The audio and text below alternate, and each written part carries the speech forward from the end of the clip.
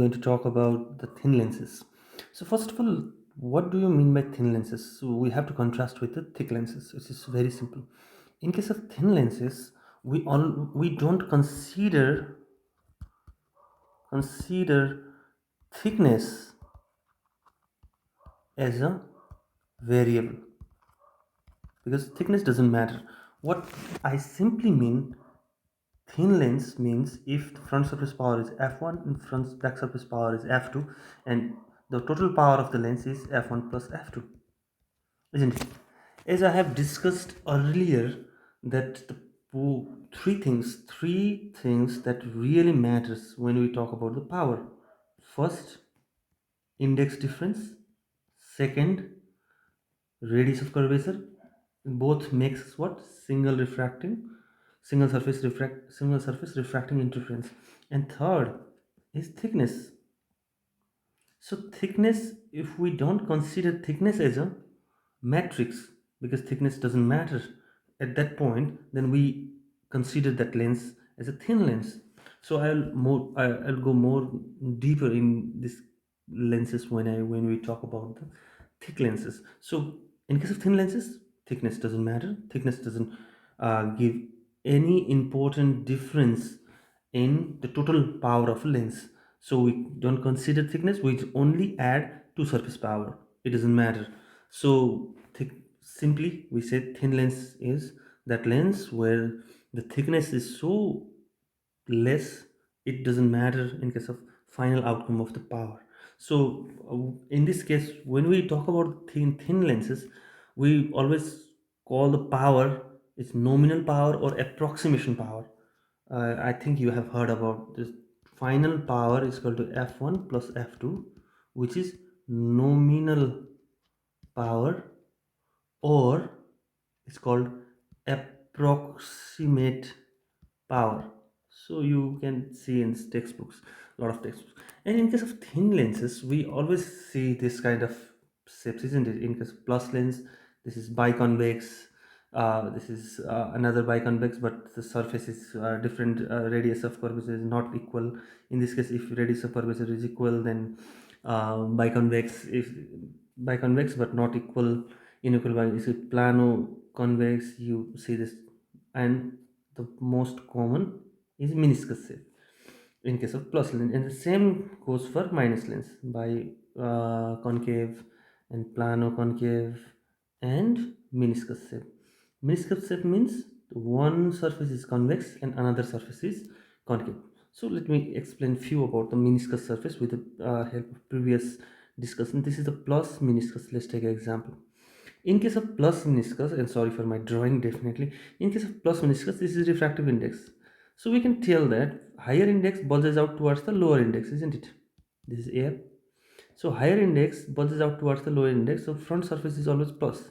And lower index, air, bulges out towards the higher index, which is glass. So this surface is negative. In case of meniscus lens, it's always front surface is plus and back surface is minus. So we sometimes can see that uh, if meniscus shapes, we call one surface is convex and another surface is concave because of this, and this is what we can understand from this equation. So now moving forward, in case of what do you call in thin lenses, we always come to the term how to draw the thin lenses ray diagram. For that, we have to understand three concepts, three rays basically. What are the three rays? So let's consider this is a plus lens, and if light comes from the infinity, let's take a parallel light, and it goes from this to this. What is this? This point is secondary focal point, isn't it? Secondary focal point. You have to understand this concept. When parallel light comes and it hits the plus lens, then it focuses here. This point is secondary focal point, and the distance from lens to the point is secondary focal length. So secondary focal length, if we consider is f dash, then the secondary focal length power of the this lens is 1 divided by secondary focal length, isn't it? The shorter the secondary focal length, higher the power of the lens. But especially the very important point, let's take the axis, optical axis. Very important point we have to understand. If rays light parallel to the optical axis, then it hits the lens, then it goes from secondary focal point. Sorry for my diagram. So this is a very important concept of secondary focal point. At the same time, what is primary focal point? So primary focal point is the point. Let's take an example from plus. Primary focal point is a point from which if we draw the line, line from which let's take an example. In primary focal point there are light source and it emit the lights, then when hitting the lens it goes parallel.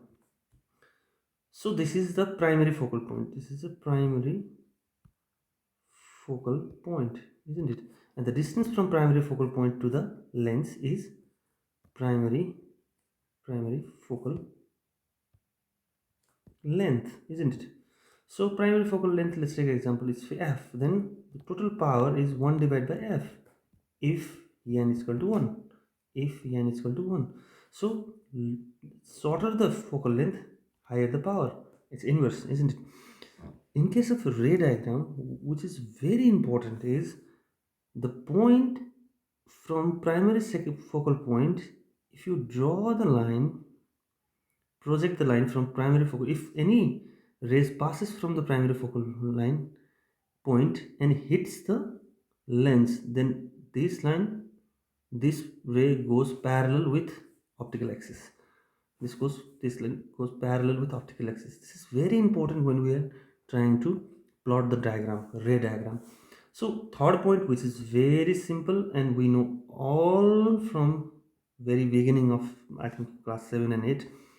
Whenever a rays go directly from optical center, it goes on bending. It goes directly straight. There is no bending, there is no refraction. So this is the three point we have to understand. First point is whenever the rays parallel to the optical axis, it hits the lens, then the rays goes to secondary focal point. Second, whenever ray passes from primary focal point and hit the lens, then it goes parallel to the optical axis, which is the very definition of primary focal point. And another, which is optical center.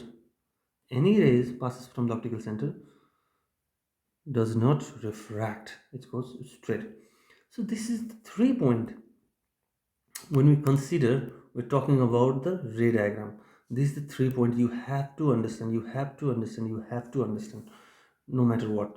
So let's draw one diagram and it will be clear. So this is a plus lens. Let's take an example. Here is f primary focal point, here is f dash, which is secondary focal point, isn't it? It's a simple thing. So let's take an example. So I take this as an object. Now one ray diagram I have to draw is parallel to the optical axis, which is this. And as we know, the parallel from the optical axis goes from secondary focal point, isn't it? And another point we have to draw is one ray goes from primary focal point. If it goes from primary focal point, it must go parallel with the optical axis. Then here's the focus, and then what happens? This is the image. If two rays crosses each other, then there's the image point, and then we draw the image point. It's simple. If you want to, you can draw this line also from optical axis, and it goes directly here. So as simple as that. You have to understand, as simple as that. So it doesn't matter. Don't bother a lot with it. It's simple 3 things you have to understand, and then you just keep drawing and keep drawing and keep drawing. It doesn't matter. So one thing that many of the students make mistake, and I'll try to explain as easily as I can, which is in case of minus lens, it's always easy. In case of minus lens, there is always erect, virtual, and minified image. But in case of plus lens, it's always difficult. Where the object lies, that matters. So let's discuss what really happens when you consider imaging in case of plus lens refraction. Let's take example. This is f. this is 2f, isn't it? This is secondary focal point f, and this is 2f, secondary focal point. So in this case, you have to consider as a story. This explanation is a story. Let's take an example. If you have object at infinity, what happens? From the infinity, light comes parallel, and parallel light always focuses on secondary focal point, isn't it? That's what happens always. So from infinity, images form at secondary focal point. If you move that object from infinity towards the lens, now how story goes. See, there is only two things that are going to happen. If you move from, this is how it happens. Let's take an example. I'll make it. Infinity image is secondary focal point.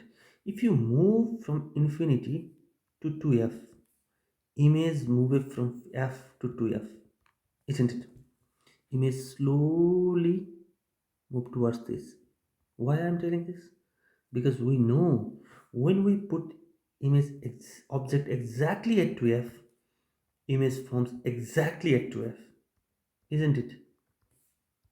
Isn't it?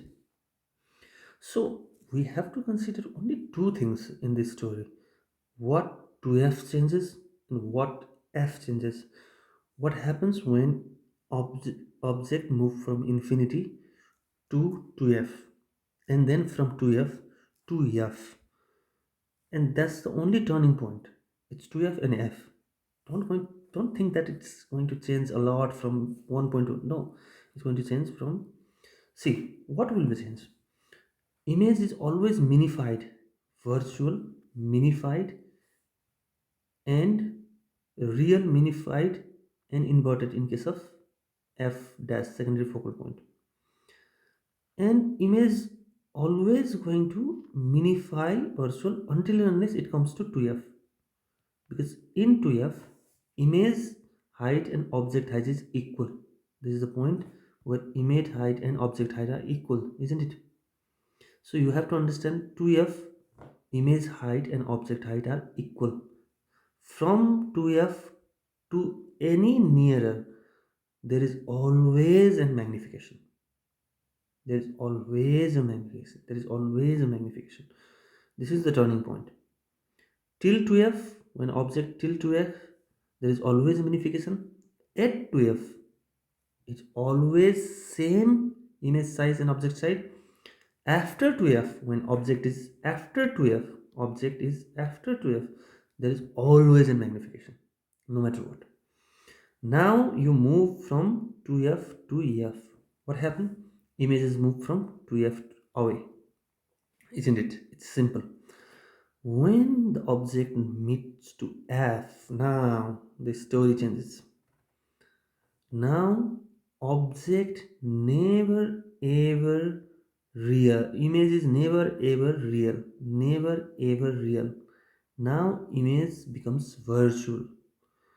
The turning point of 2f is image size. The turning point of f is image nature.